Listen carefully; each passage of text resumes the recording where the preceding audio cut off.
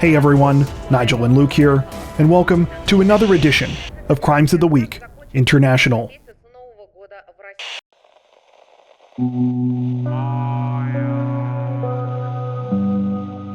This week, representatives from the UK's Border Force and National Crime Agency announced that they had recently made a massive drug bust after nearly 4 metric tons of cocaine was found concealed in a shipment of bananas that arrived from Colombia. According to reports, the seizure took place on March 17th, when a shipment of 20 pallets of bananas was targeted for examination at the Southampton docks. Within the shipment, authorities discovered 5 pallets with hidden bricks of cocaine weighing 3.7 metric tons. The street value of the drugs has been estimated to be just over £300 million, or roughly $400 million US. According to the UK's Home Secretary Priti Patel, the drug seizure is the largest of its kind in the UK for nearly 7 years. The operation that led to its discovery is said to be a joint effort by the Border Force and the National Crime Agency.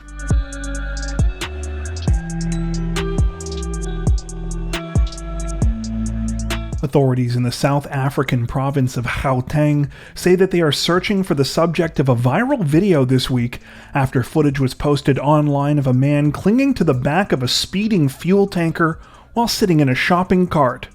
According to reports, the footage was recorded by stunned motorists on April 3rd as they traveled down a section of the N1 highway in Pretoria. In the video, the unknown man could be seen seated in a grocery store shopping cart, hanging on to the back of the fuel tanker with both hands. Not only was the vehicle traveling at a high rate of speed, it was raining at the time the incident took place, and the tanker could be seen kicking up a steady spray of water from the wet road. Aside from the shopping cart, it appears that the only items the man had with him during the incident were a yellow coat and plastic bags for his feet, presumably to shield himself from the rain. Despite the absurdity of the situation, the man appears completely unfazed by the whole thing in the video, at one point even turning to one of the people filming him to smile and wave.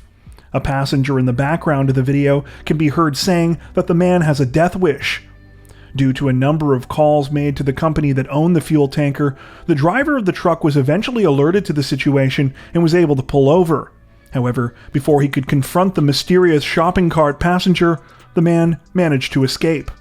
Both police and the company that owns the fuel tanker have since criticized the man's actions, saying that they were reckless and endangered the lives of others. It's believed that the man carried out the bizarre stunt as a way of hitchhiking.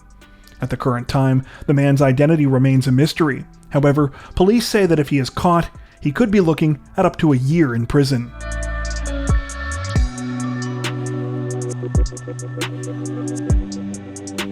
Authorities in the English county of Gloucestershire say that an urgent manhunt is underway this week after a 49-year-old convicted murderer escaped from an open prison while on day release.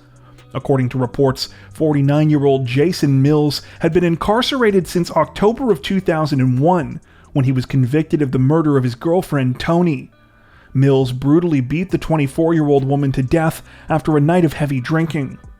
Though this was the crime that earned Mills a life sentence, he was by no means a stranger to the legal system before the killing. In fact, he had a staggering 99 previous convictions for crimes including theft, fraud, and firearms violations. At the time of Mills's escape this week, he was being held at HMP Leyhill, a facility known as an open prison. In these types of facilities, inmates are generally given minimal supervision and the grounds have much more lax security. In some cases, inmates are even allowed to obtain employment outside of the prison while serving their sentences. On April 6th, Mills was granted day release from the prison. He checked into a local police station at 9:45 a.m. as expected. However, when the time came for him to return to the facility that evening, he was nowhere to be found. Police say that Mills was last seen wearing a black Nike cap, a black vest, blue coat, blue jeans, and white Adidas running shoes. He is known to have ties to the county of Essex, so authorities say it's possible he could be headed there. Anyone who comes across Mills has been advised not to approach him, and instead to call police immediately.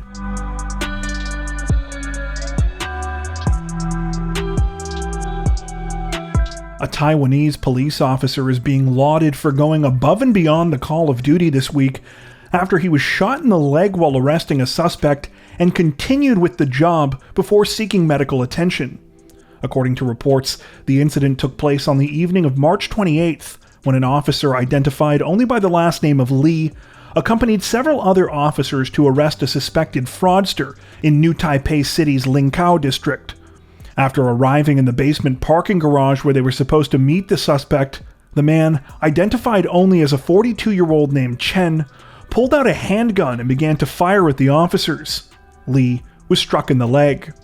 However, instead of going down, Lee continued to support his fellow officers, helping them take Chen to the ground and place him under arrest. Only then did he call for medical attention for himself. He was taken to a nearby hospital where he is said to be recovering well. As a result of the successful operation, police were not only able to take Chen into custody, they were also able to recover a number of illicit weapons and ammo he had on him at the time. Among these items were a second handgun, an assault rifle, a modified submachine gun, and equipment for making and modifying firearms.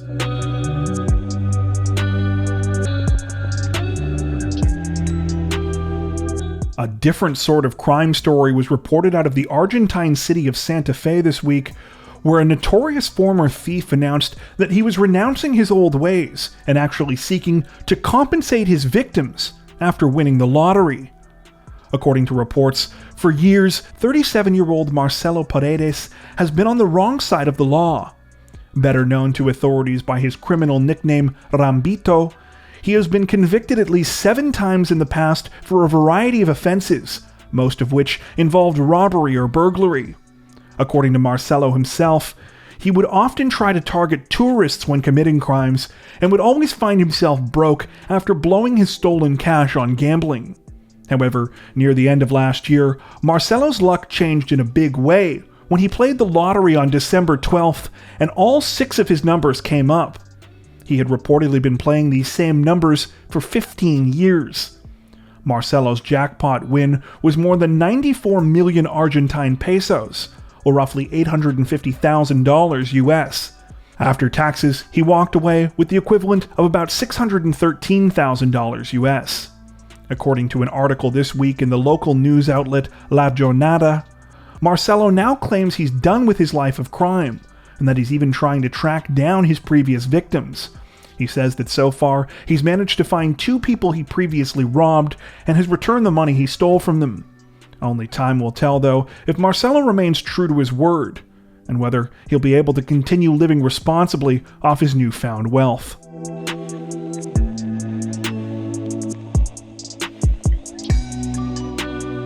Though we don't often say it explicitly, every once in a while we come across a crime story that is so ridiculous or baffling that we can't help but laugh. This next story is definitely one of those. Authorities in the Swedish capital of Stockholm say that they have issued a fine against one of the country's former Supreme Court justices this week, several months after she was caught stealing meatballs and other food items at a local grocery store. According to reports, the incident took place just before Christmas last year, when 67-year-old Ann-Christine Lindenblad was shopping at a grocery store in central Stockholm.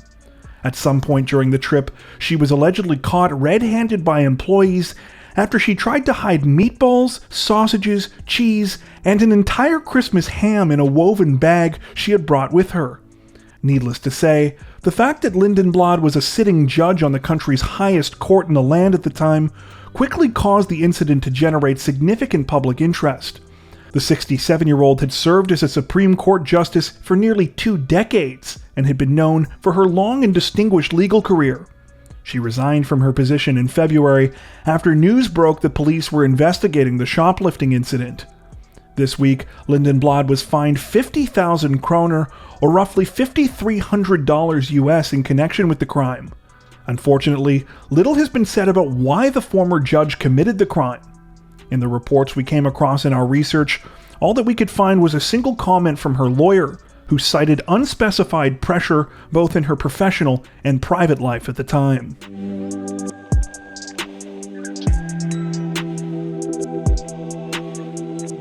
This week, representatives from Japan's Tokyo Metropolitan Police Department announced the arrest of 2 suspects, who they say were recently responsible for a bizarre and terrifying attack on a 40-year-old man that allegedly began over a stray cat.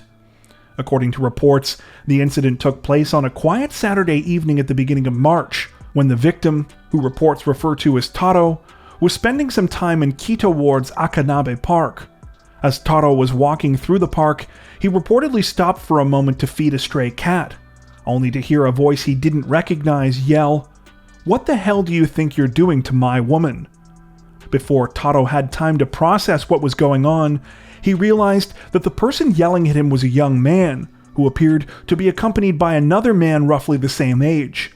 The man approached Taro and started punching him in the face, demanding that he hand over any money he had on him. At the same time, they started grabbing at his drawstring backpack. Thankfully, Taro knew that there was nothing of value in the bag, so he was able to slip it off his shoulders during the attack and run away. When the 2 suspects realized that there was nothing good in the bag, they began to chase Taro. However, he was able to slip into a grocery store and call the police. On March 31st, police were able to track down and arrest the alleged suspects. The first suspect has been identified as 21-year-old Hiroki Nakamura, while the second suspect has been identified only as a 19-year-old man. According to reports, the reason the second man has not been identified is that he was arrested just 1 day before the legal age of adulthood in Japan was lowered from 20 to 18. While the 2 suspects are now in custody, it remains unclear why they were so possessive about the stray cat, and why one of them referred to the animal as his woman. That being said, perhaps these aren't questions that we necessarily want an answer to.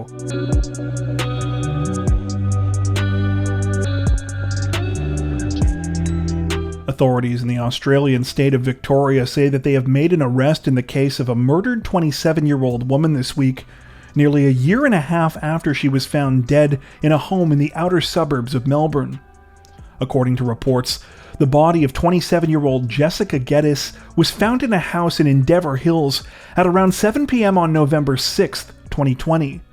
Though few details are available about the circumstances leading to her death, most sources we came across suggested that she had been badly beaten.